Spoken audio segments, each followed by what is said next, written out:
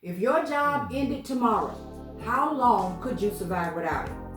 Because let's be real, in 2025, job security is a myth. And people are waking up to the cold, hard reality every single day.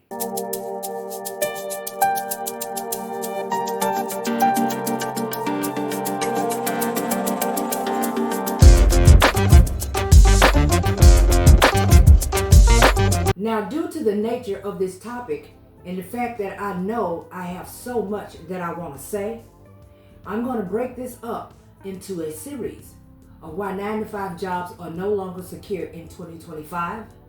And stay tuned later within the week and the following weeks to come for the next parts to this series. So without further ado, let's just jump right in. Well, hello everyone and welcome back to my channel. So here's the bottom line. Even if you feel safe right now at your job, you're only safe until it's no longer profitable and they don't need to keep you. And that's when they're going to cut you loose. You could be doing everything right.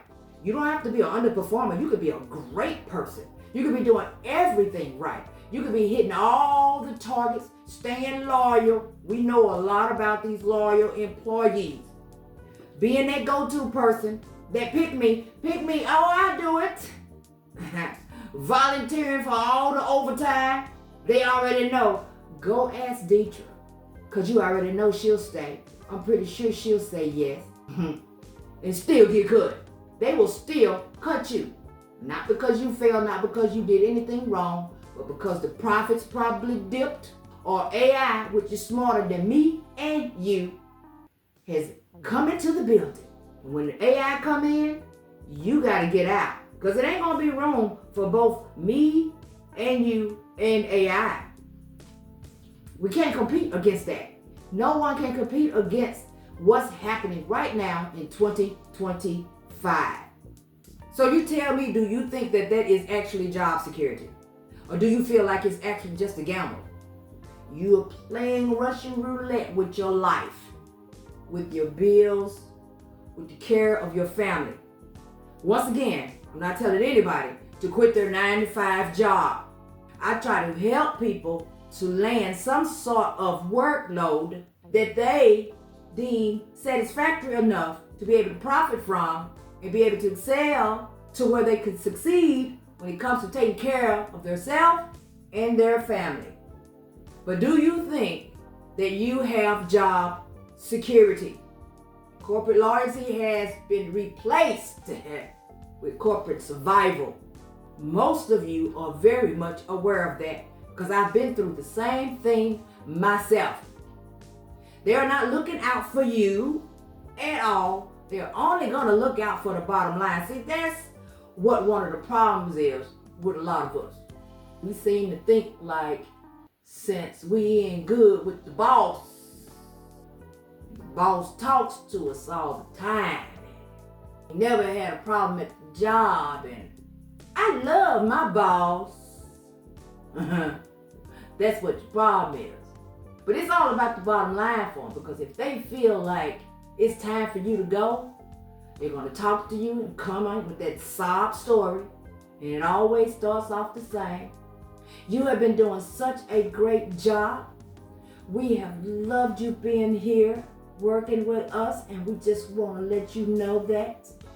But such and such and such. And now you sitting looking like you want to flip the desk over.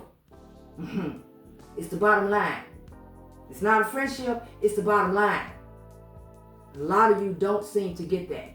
And I understand, because I've done that before too. And that is the game now. So now let's talk about the emotional and financial toll. It's not just about the paycheck.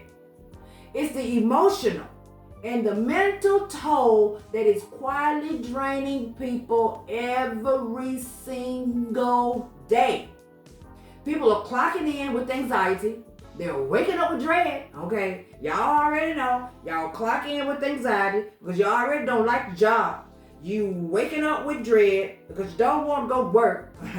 You counting the hours until Friday. How many times have I talked about that? Counting the hours to Friday. Woo wee. Y'all in the break room in the morning getting the coffee with your coworkers. Hump day. Y'all know what it is. You count the hours all the way up until Friday just so you can spend your whole weekend. You spend your whole weekend recovering from last week's burnout. You're so tired you can't even enjoy your weekend. And then you gotta do what? You gotta do it all over again next week. Just a cycle, like a washing machine cycle, just over and over and over again. A lot of people are having to deal with that. And this isn't just stress. No, it ain't. This is what? Soul crushing fatigue. How many of you guys actually work a soul crushing job? But for some reason, you just can't figure out a way to get out. Or you just so tired until you can't make the time or muster up the strength to even figure out a way to get out because you're so tired. If that is the case, you need to find a way to do that. You need to take every waking moment that you got outside of eating and sleeping and actually being on that job while you're in front of the TV or strolling on the internet, on Instagram, or whatever you may be doing.